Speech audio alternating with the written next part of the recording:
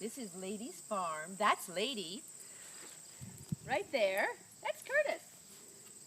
This whole place is Camp Curtis, but this is Lady's farm. Why do you have that funny little thing on there? This gate Yes. is so that the deer and the hares and the other wild animals don't come in and eat us out of house and home. Uh-oh. All right. So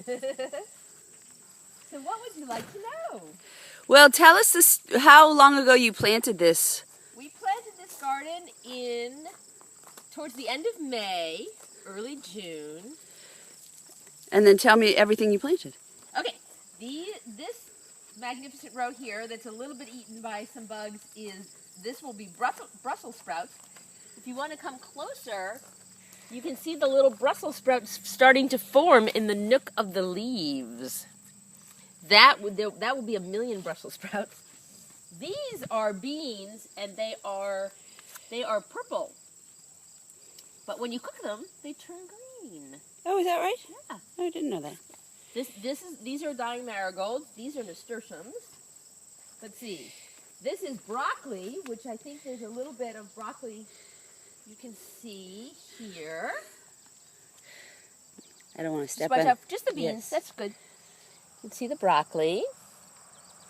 Awesome. And this is kale, which is Crunchy kale. good for you, even though you end up eating more of it than you want. If you walk this way, boom. Yeah. I'm taking us. It's dangerous, and then boom. Okay. Over here, we're gonna be good. Then we're on the big path. These are carrots. Ooh, carrots. If you remember seeing carrot tops. And then this is where nothing is will be spinach and will be some more lettuce, and that's lettuce, and way in the back that lettuce bolted and it doesn't taste good anymore. And bolting means? Means when it goes to seed. Okay. And then against the fence are less pretty now are snow peas. We're snow peas. It's a little less pretty looking. And you planted all this in May? In May and June. Yeah. May and June. So over here, this is the corn patch, and the corn has tasseled, which is one of the things you look for. And then you also can see that the ears have begun to form. And corn has this very complicated propagation process where you have to have enough of it. If you only planted 2 or 3 corn plants, they wouldn't propagate. They need to kind of have sex with each other. So there's this whole sexuality going on over here. And these are, underneath and in amongst the corn are pumpkin plants. And I think if we come over here, we might find a beginning of a pumpkin. Wait, I saw a pumpkin. Kind of where the flowers are will eventually be pumpkins. You know what? I don't know that I can find a pumpkin. But those are all pumpkin plants winding around the corn. Those are sunflowers that haven't headed yet. Where's that? Those big guys over there. Oh. They haven't headed yet. Okay. And I think the only thing we haven't talked about, well, the Swiss chard's the saddest. This is the least, this is what I was afraid the whole garden would look like, but only the Swiss chard really is kind of the laggard. These look good. I think we might get a meal or two. Okay. Yeah. And then the tomatoes. Ooh. The tomatoes are happening. And there are many, many, many varieties of tomatoes. Many. And here are some golden cherries. I'll come get those in a minute. I don't want to step on anything. Yeah. And I got in trouble for stepping on something earlier. and then here are some. Uh-oh, I dropped something. Here are some golden. I'll come over to you. Doesn't look like there's any more reds. There's one that over here is turning a little red. Ooh. But most of them are green at the moment. Most of the plums are green. Yeah, it's happening. It's happening. Right there, yeah. Yeah. So these are sort of a miniature plum. And they stay this color, right? And that's golden, as is this one. Mmm, that tasted delicious. Yeah, as is that one. Oh! Bobbled the tomato. You can have them all. They're pretty hotty. Mmm. So talk about, just a second, why you did this and why you think it's cool. And because people may not know that you were an agriculture girl. I was a farmer when I was a youth. I worked on a vegetable farm when I was in high school. I mean, I was a city kid, but my parents moved me out to the suburbs, which was horrible.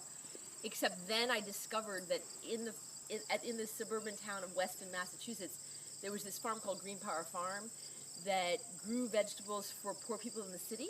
Mm-hmm. So I got into vegetable farming there, and then had the great thrill of loading up my boyfriend of the time's van and driving the vegetables into the city and giving them to people who were truly hungry.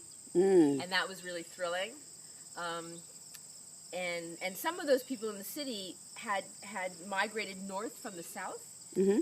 This is in the 70s, and they would come out, and they would also love to participate in the garden, in the farming, because they had really been farmers when they were in the south. Now you and Lynn actually have a garden up in Harlem as well, right? We did Lynn gardened last year outside of our building in Harlem. Yes, she grew tomatoes. And what else, Lynn, did you grow? Corn. Well, the corn was not successful as I predicted because there wasn't enough sex going on in Harlem.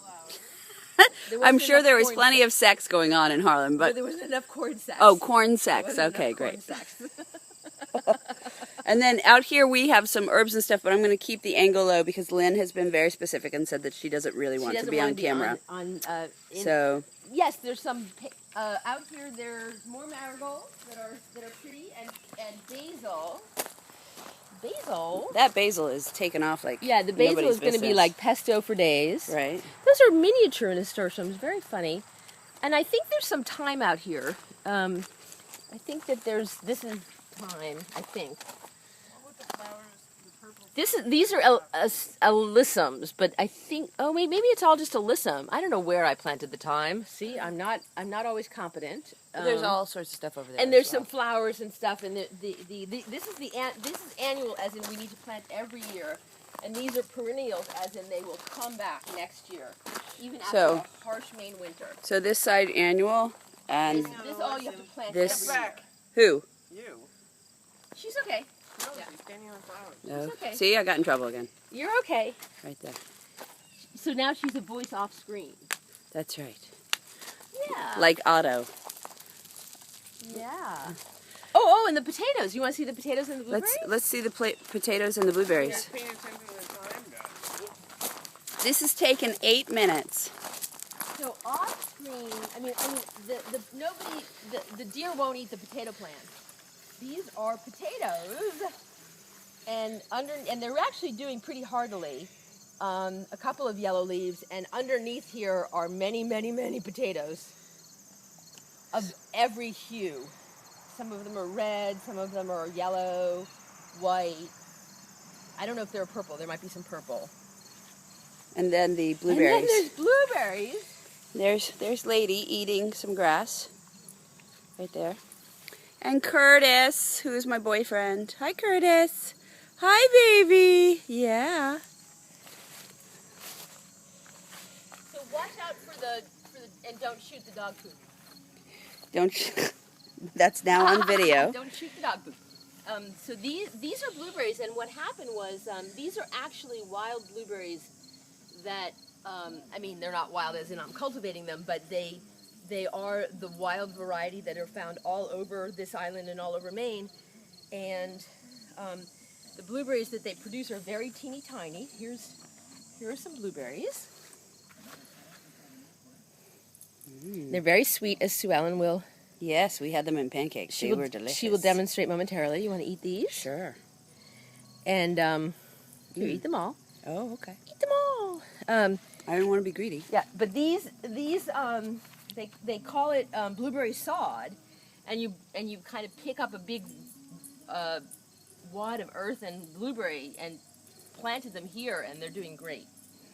Awesome.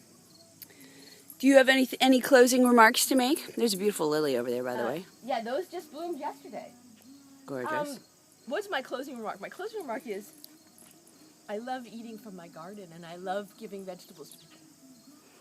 And should other people do that too, or?